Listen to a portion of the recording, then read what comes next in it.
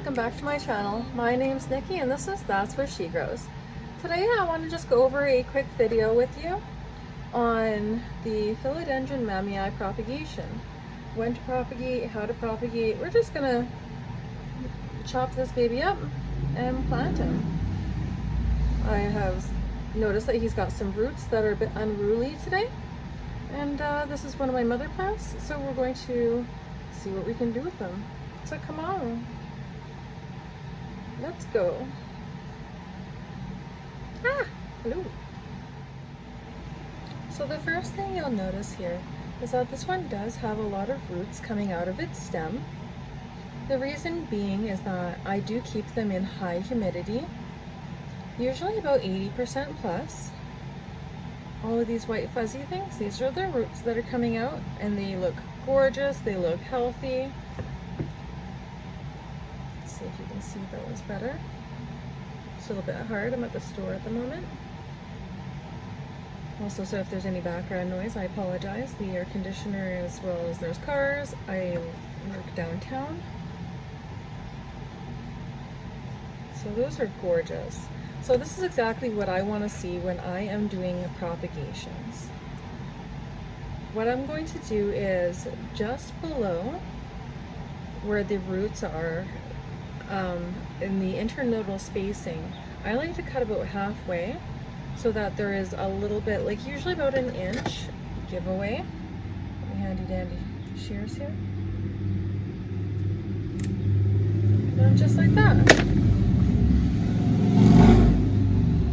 Sorry, there's some bikers apparently.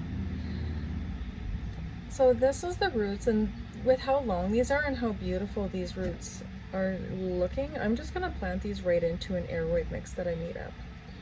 It's not going to be a lot of orchid bark in the airwood mix. It is still quite, it still has quite a bit of soil. It just has some activated charcoal, a little bit of orchid bark, some perlite, things such as that. If you haven't seen my videos before, I use a mix of half Pro Mix Tropical with mycorrhiza and half Pro Mix orchid bark, and I usually like that.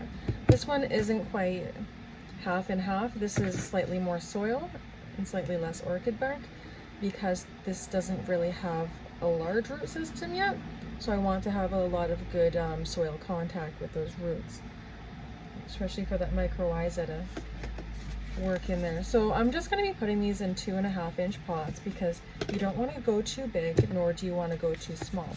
You want enough room for roots to grow, but if you go too big, you can risk root rot. So I'm going to fill this with a little bit of soil over top of the roots to try and get this one to go down. I know you can't really see me doing this, I apologize. Well, let's see if we can tilt the camera down a bit. There we go. Still can't really see. The struggles of being a YouTuber are real. I don't want to bury them too deep, but what I like to do is when they have roots like that, I like to put some of the soil on top of the roots, and then I'll slowly pull the plant up a bit so that the roots are weighed down by the soil, but that there isn't too much stem underneath. Alright, so he's in there. I'm just gonna pull him up a tad and hold him there while I put in some more soil.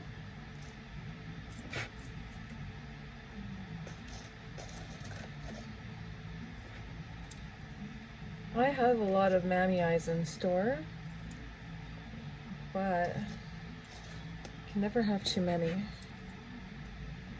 especially because the grand opening at the store is now going to be July 9th, which is coming up very soon.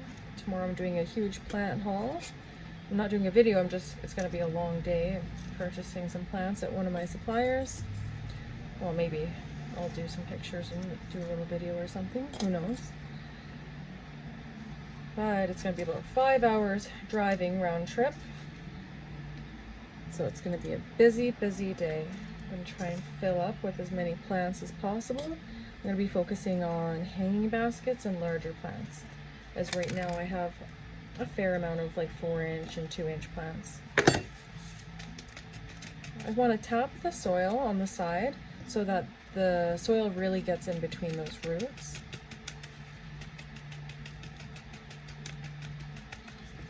Try and push that down a little bit without applying too much force. Then at this point we just want to water it in really good to get that soil and root contact.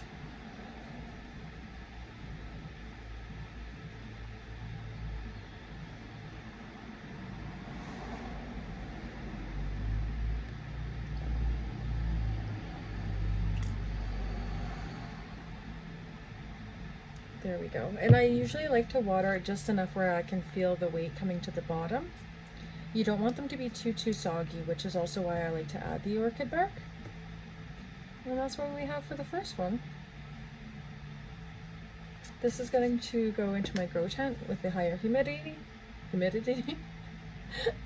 Oh my goodness, I can't speak.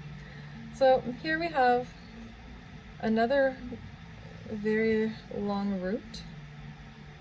So I'm going to cut just below that one as well. This one is only going to have one leaf, and I'm super cool with that because it will produce more. Let's see. So as usual, I want to do about halfway down the internodal spacing, leaving enough room underneath those roots so that it can callus off as well. And this is what we have left of the mother plant so far. She's going to go back into the grow tent and go crazy. So we're just going to do the same thing with this. Put him in, put some soil around him, and wait for him to grow.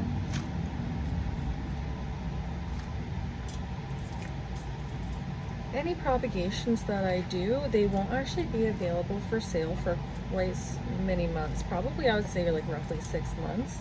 That's why I like to have a lot of plants in stock. I like them to be very well rooted and established with, you know, multiple leaves before they're available.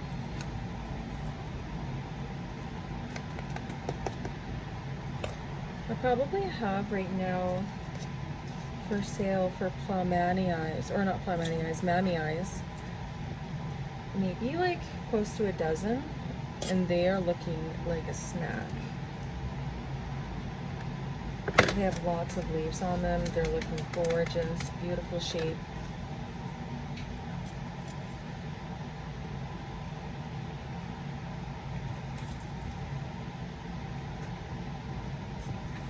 Now naturally this one that has the 1 leaf will definitely take longer to grow than the propagation that has 3 leaves due to the amount of roots as well as the amount of leaves that they have, because the leaves, as we know, take in the sun, and that sun is converted to energy through photosynthesis. It is converted into sugars and carbohydrates that they use to grow.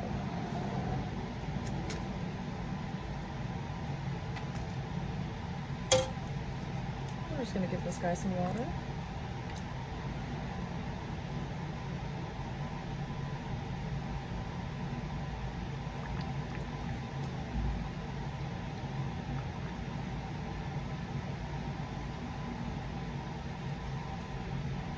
My water bottle's getting a little empty, but it is what it is. It's probably good enough. It's going to be going in high humidity. So these are the 2 propagations that we've taken today. And our mother plant. So thank you very much for joining me on another episode of That's Where She Goes. If you like my content, I really appreciate it if you like, comment, subscribe. What I would like to see is like if you would comment actually what you want to see in my videos. Lately I've basically just been doing like little propagation videos because they're really quick and easy for me to do while I'm working, and then edit them like real fast and get them out. If there's anything else that you want to see that won't require like a lot of planning, as I'm super busy at the store, let me know. Like, do you want to see like my watering schedule or something? Or I play with the plants all the time. So yeah, let me know down in the comments like what you actually want to see. Do you want to see like more informational videos, a grow tent tour update?